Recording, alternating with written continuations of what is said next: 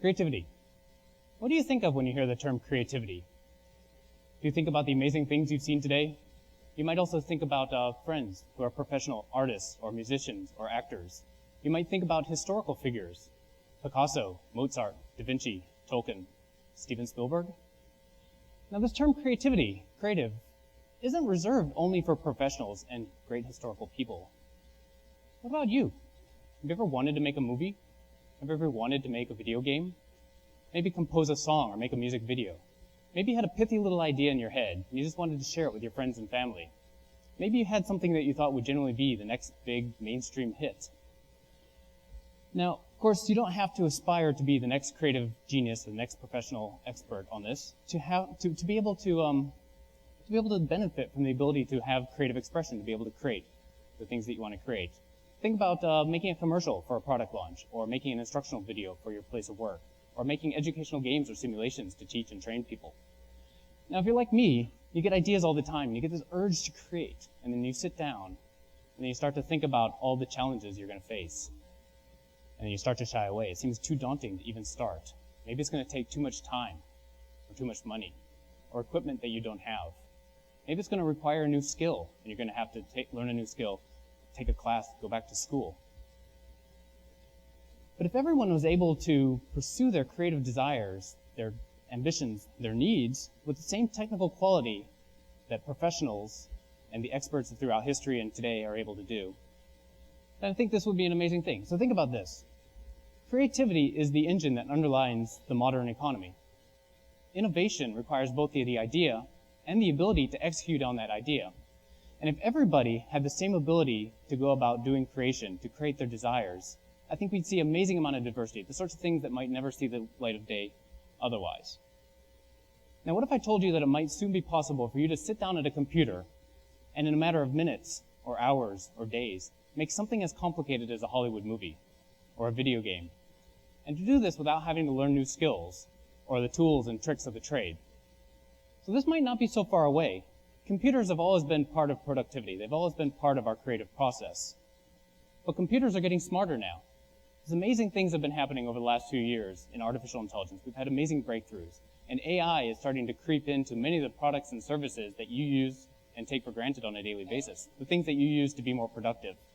So think about Google search. Think about automated stock trading agents that can trade stocks hundreds of thousands of times. Think about voice recognition on your phone, facial recognition, Amazon book recommendation systems, robot vacuum cleaners, and soon robot cars. These are all great things. These are all using artificial intelligence to automate tasks that are too hard, too cumbersome, or too dangerous for people to be performing, and it makes us more productive. But AI can also play a role in our creative endeavors.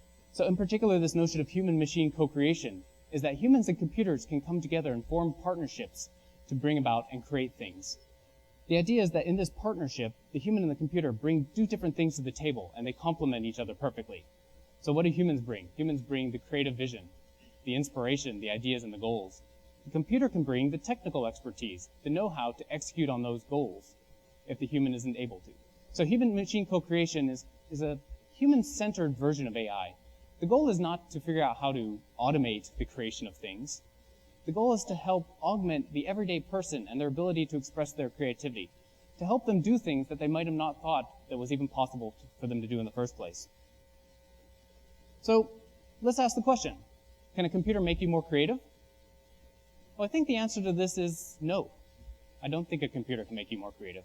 We're plenty creative. The average human has more than enough creativity. Think about all the times that you do something creative during the day, but maybe you don't even realize it. Maybe you make a pun. Maybe you find a new route to work to get around a construction zone.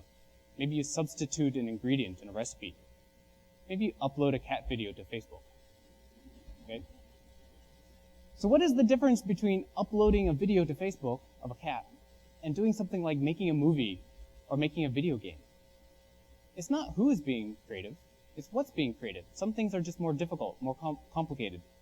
Some creative activities have what we call high barriers of entry. There's just something about it that stops amateurs dead in their tracks. They can't get started, or they don't get very far before they have to abandon their goals. So, uploading a cat video, okay? Low barrier of entry. All you need is a cell phone and a cat. And sooner or later, the cat's going to do something cute or something stupid. Done. Right. making a video game. Higher barrier of entry, right? At the very minimum, you need to know how to program a computer and probably also make 3D art and animations.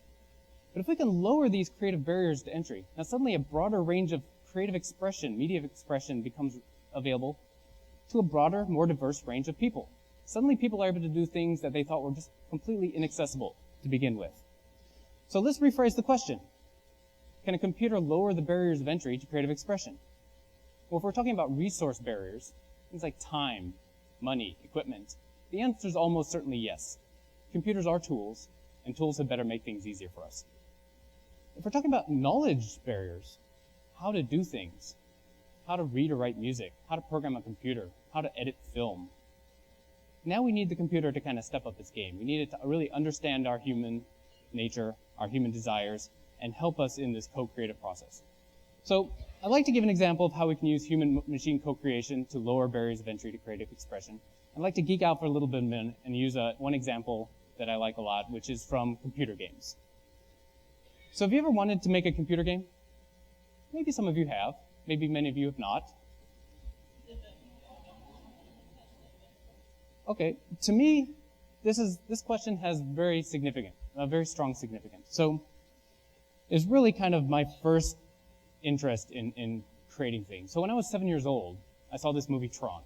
You've seen it? Okay. There's a bunch of characters, they have to play computer games to survive. It's kind of like the Hunger Games of the 1980s. It's but I came away from this movie, and I was obsessed with the idea that I was going to go home to my dad's computer with a Radio Shack Tandy computer, and I was going to make these computer games, right? Except I was 7 years old. I didn't know how to program a computer.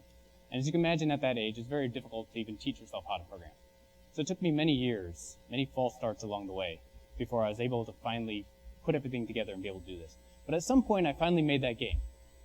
And it was a pretty crappy game. But it was awesome, right? To see this vision that I'd had in my head for so many years come to life on the computer screen, to have my friends and my family sit down at the computer and play the game and derive pleasure from it, that's an amazing experience. That's an amazing feeling. It's the sort of thing I wish everyone should be able to experience, have the opportunity to experience sometime in their lives. So nowadays, computer games, they're big business, right? By some accounts, computer games are even bigger than the Hollywood box office. So Grand Theft Auto 5 just came out not too long ago, made $1 billion in their first week of sales. So have you ever wanted to make a computer game? And computer games are fun. You think about entertainment, but they also have a serious side. So computer games can also be used to augment education, training, promote healthy behavior. So I think it's a worthwhile goal to pursue. So bear with me for a minute. I want to dive into a little bit of this. If we're going to make computer games, we need to know a little bit of how they work. And if you strip away the graphics, basically what a game is just a set of rules brought about through code. These rules just tell the computer how to respond to the user, to the player. So what happens when you push the up button? What happens when you run into a tree? What happens when these two characters collide and start interacting with each other? Somehow we have to get these rules out of our heads and into the computer itself. And that's the tricky part. It becomes especially tricky when we talk about social simulation games. So as a thought exercise, think about this. What would it take to make a computer game that simulates the experience of going on a date to a movie theater? This is a game that probably has never been made before. This is really kind of a silly example. But bear with me, right? So it's also something we're very familiar with, right? But computers are very literal. They require us to break things down into very fine details to come up with these rules. And that's kind of hard. It's kind of like trying to explain everyday behavior to a Martian who's never been to Earth, or trying to explain American rules football to anyone from another country. You really have to get into the details, and things can get pretty tricky. So here's a bunch of code, here's a bunch of rules that I wrote for a game a few years ago. This is daunting stuff, right? This is hard even for people who know what they're doing. Most people are not very good at writing down a logical formal system like this. It's a very high knowledge barrier of entry. Yet somehow we have to be able to tell the computer what it needs to know. So if people are very bad at writing down logical formal systems like this, we need another way. And there is something that people are almost universally good at, and that's telling stories. Anyone can tell a story. We know how to tell stories from an early age. We tell stories dozens and dozens of times a day. Think of the last time you told a story.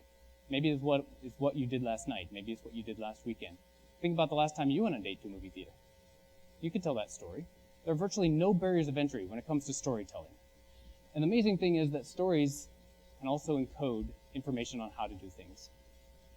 So my students and I, when we set out to do this, We decided to do something simple. We're just going to make a system that can read stories and reverse engineer the rules of how to do things out of those stories.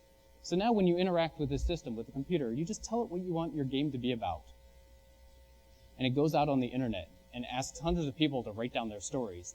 And it brings back those stories, and with it, the collective wisdom of this crowd, and teases out that information and builds that computer program that can be the game.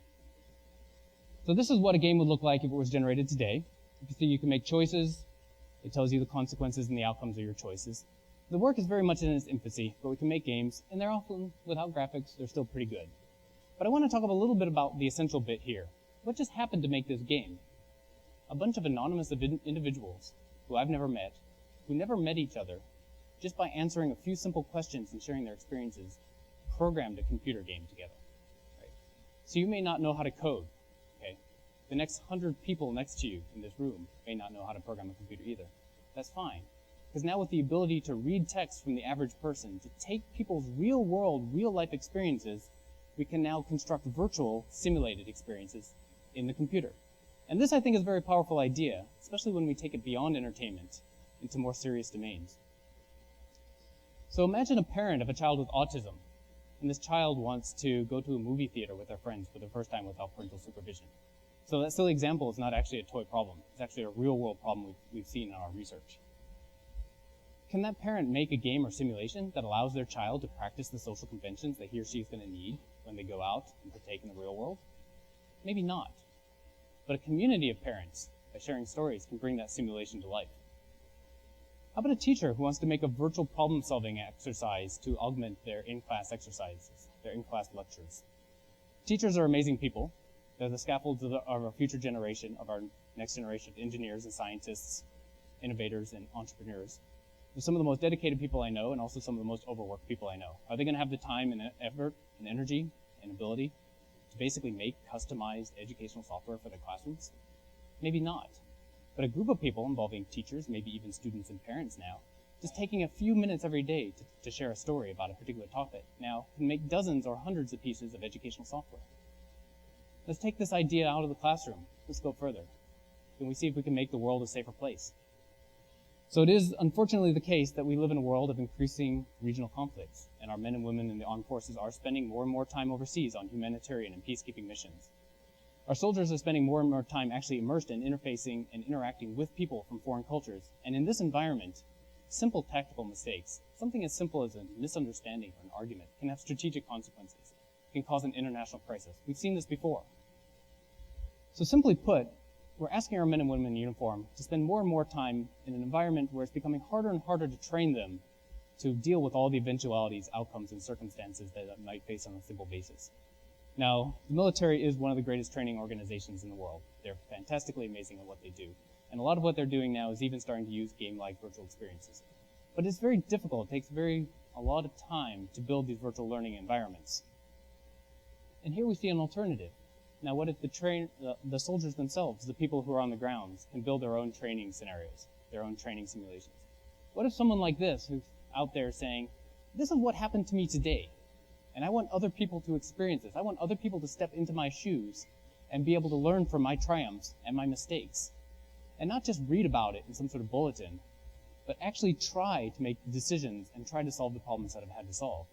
And by the way, since the world is changing so fast, I need them to be able to try this and practice this in a matter of days so that when they step into these situations, they're ready for it. So with artificial intelligence, I think we're looking at a future in which the systems, the computers themselves, can augment the abilities, the creative abilities of any single individual far beyond what they'll ever be able to do alone. And I think, again, this is a powerful thing. So computers are tools for productivity, but they can be so much more. They can be our partners in these creative endeavors. Human-machine co-creation itself can lower these barriers of entry. So we've seen one example. There are many other ways of doing it. And once these barriers become lower, what sorts of things is it going to give a rise to? What new sorts of ideas will suddenly become available to people? What new ways will people push the boundaries of creativity, of self-expression, of innovation, once they're no longer inhibited by these barriers of entry, once many, many different ways of expressing themselves creatively suddenly become instantaneously available to them? What would you create if you knew you couldn't fail? Thank you very much.